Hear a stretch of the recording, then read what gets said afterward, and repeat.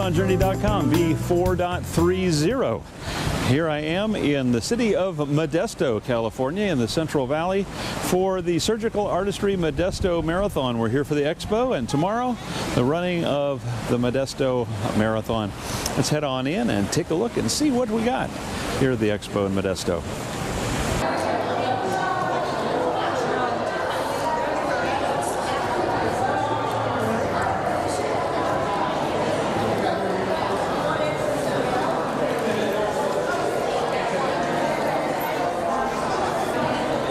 Well, bib pickup is easy as usual. We've got that. We've got to go into the expo now and get our arm sleeves and some of the other goodies that we get for free. And along with your registration comes a bottle of wine that you got to walk across the street and pick up, because something about needing a alcohol beverage control permit. So we got to go over next door to a store that's handing out the bottles of wine. Go figure. But we're going to take a look at the expo right now.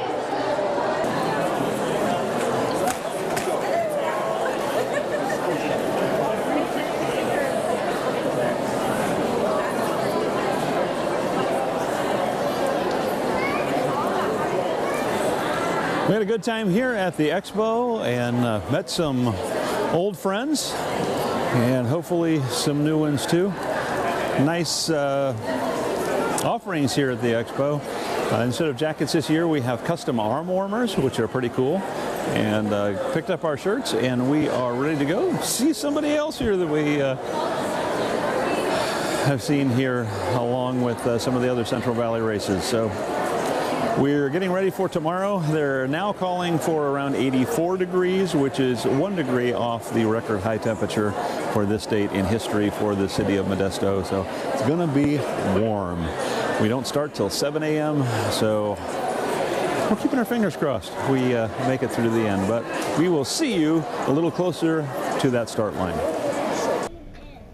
Well, here we are in Modesto on race morning, walking into the start. Found some on-street parking, and we're winding our way through the alleys and streets of downtown Modesto. Getting ready to start in about 15 minutes or so. Hit the porta potty, and then out we go.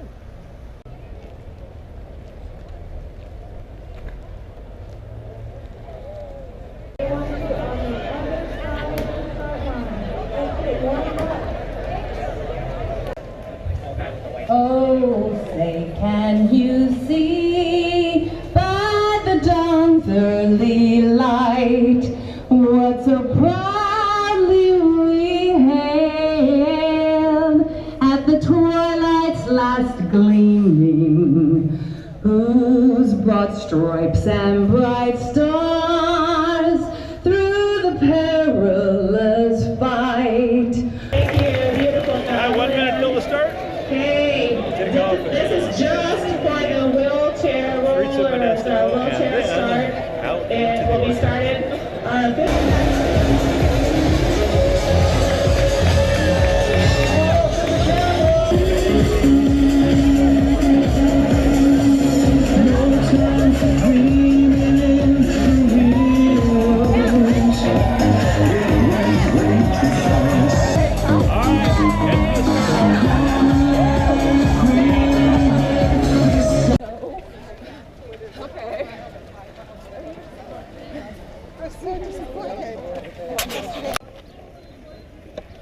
1/3 of a mile into the race, and we've already crossed a table serving mimosas. Where else? Gonna head out to the end of the park here, hang a right, and look for the house in the middle of the road.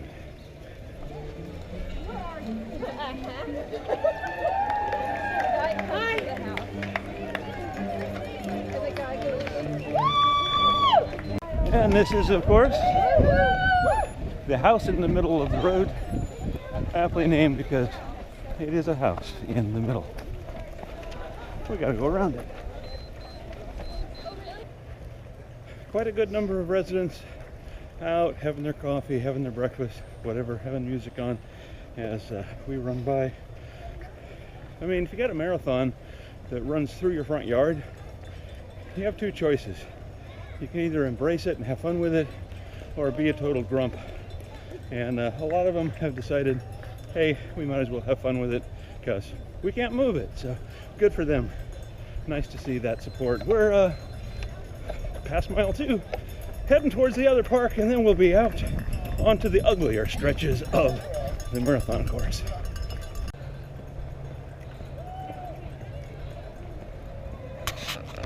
And don't forget, if the course takes you by a public or municipal park, there's usually a bathroom there, and they're not always marked.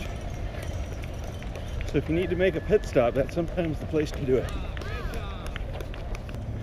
Okay, we've left the residential and the park scene. We've made our turn onto the frontage road for the railroad and the freeway, heading toward the most difficult part of our race, Mount Modesto. Yes, Mount Modesto lies ahead. We have to climb it twice. Once up the front side, once up the back side.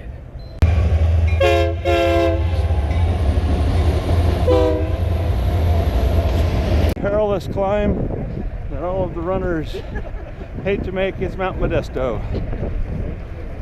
The highest point in the Surgical Artistry Modesto Marathon. After we ascend the face of Mount Modesto, we go across the crest down the other side. See you on the other side of that mountain. There it is, Mount Modesto, elevation 113 feet, 4 inches. Ahead of us, the perilous climb.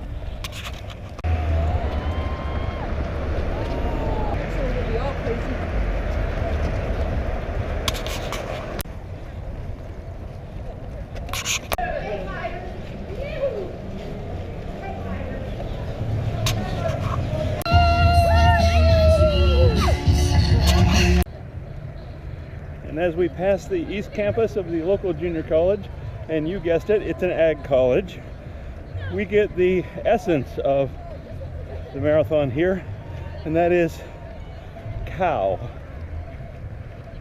That will be a recurring theme throughout the entire 26.2 miles, the smell of cow.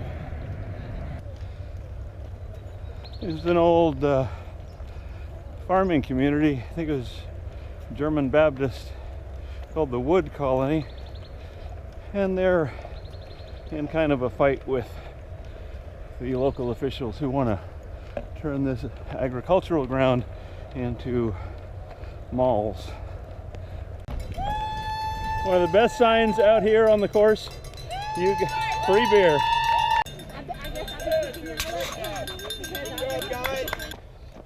All right, 6.22 miles, only 20 to go. Hope we're feeling this good when there's only 10K left to go. It's getting warm. Started out about 51 degrees at the start this morning, and the predicted high for the day is 85, which will be the hottest Modesto Marathon on record. We'll see what happens. Pretty good support on this course for medical. And new this year at the Modesto Marathon is the half marathon relay. And at mile 7 we're coming up to is the exchange point for the half marathon relay. And hopefully my daughter made it over here to hit her exchange at mile 7. There are these little canal overpasses that rise, oh, I don't know, 6 or so feet, and then drop down the other side. But other than that, this is a pretty flat course. And we reach to that point in the run where we turn right, the half marathoners turn left, they head for home, and we head for the wildlife area. We have made the turn out towards the marathon turnaround. About 10K to go before we hit the turnaround. Sun is at our back for the next 10K, and we have come across our second beer stop.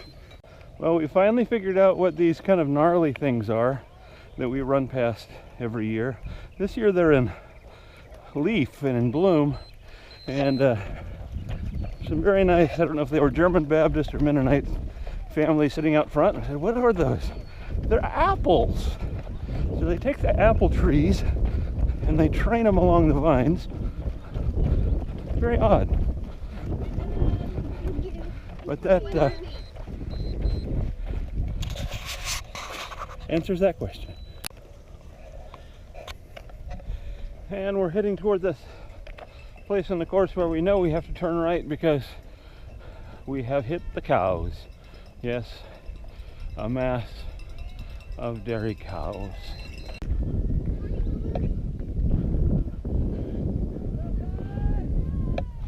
And past the cows there is pretty much nothing.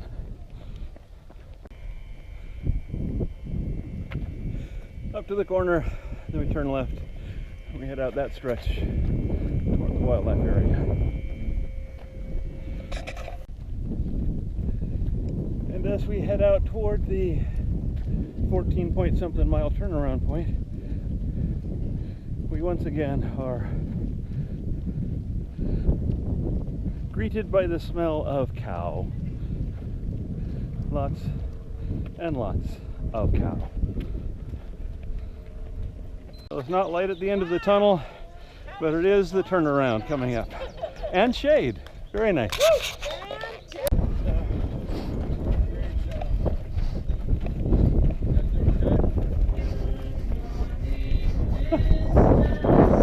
Either way, I guess. Hey, there he is.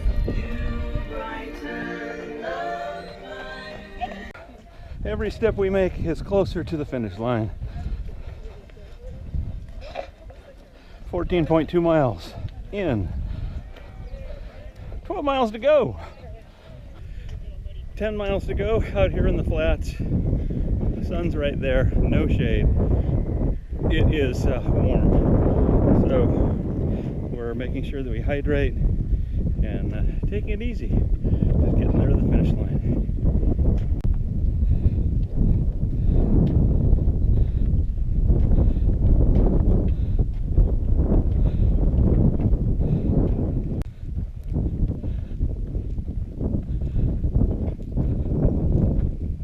Cows. Okay, we're making the left-hand turn at the cows. Heading down that long stretch till we head under the freeway and make the final push to the finish line. Pretty much a remake of everything that we had coming out, except a lot hotter. The sun is right there. There is no shade, and it is sweltering. So we'll see you a little farther down the race course. A house in a sea of green. All right, we're at mile 20. We have a little bit of shade on the side of the road. Have my icy and a cold bottle of Gatorade, bag of ice in my hat. Cooling down here a little bit before we make the final push to the finish. Thank you, support team. See, there's good things when your daughter runs a half marathon relay. They come out and see you and bring you good stuff to keep you going. Nasty heat. So we're just we're going into survival mode for 10K, and we're going to make it to the finish line in one piece. So we'll see you a little farther down the race course. I'm always in for a marathon where you get to do something new or set a record or that, but when you're running a marathon where they set the record for their hottest marathon on record and their hottest day on this day of the year in history, not so much. Getting down to the last mile and a half or so, it's a good thing because we're down to our ice and cold Gatorade that we got on our last stop. Had it not been for the support team for this race that met us at 3 points in the latter stages of the race, I wouldn't have made it. It's just plain and simple. I would not have made it. It's just too hot. And the number of people from,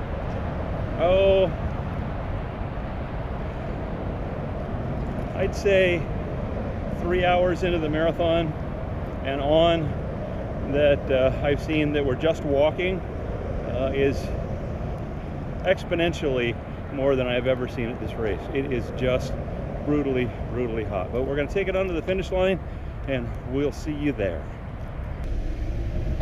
All right, we're making the final push.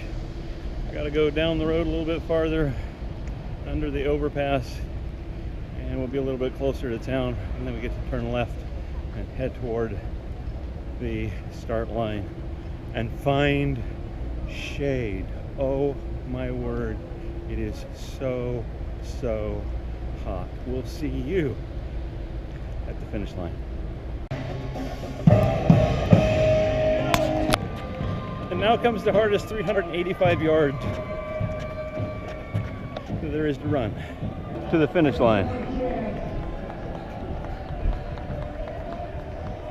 But we're going to put it away and put this one in the books. Well, that puts the 2015 Surgical Artistry Modesto Marathon in the books and in the record books for being the hottest marathon here. But we got the bling across the finish line, did it standing up on our own 2 feet, which was sometimes in doubt out there on those really, really hot stretches of asphalt and concrete. But we managed to pull through and get it done. That's marathon number 19 now in the books. And now we get to forward to our next marathon, hopefully a little bit cooler. So we've gone from the extreme. We did Little Rock with a 33-degree start temperature, and this with who knows what it is, in the 80s probably, finish temperature. So a little bit of everything. But if you put your training in and you take note of all those things that happen while you're training, you'll have the tools necessary to be able to know when to run, when to back off, when to go to survival mode, and how to do that effectively.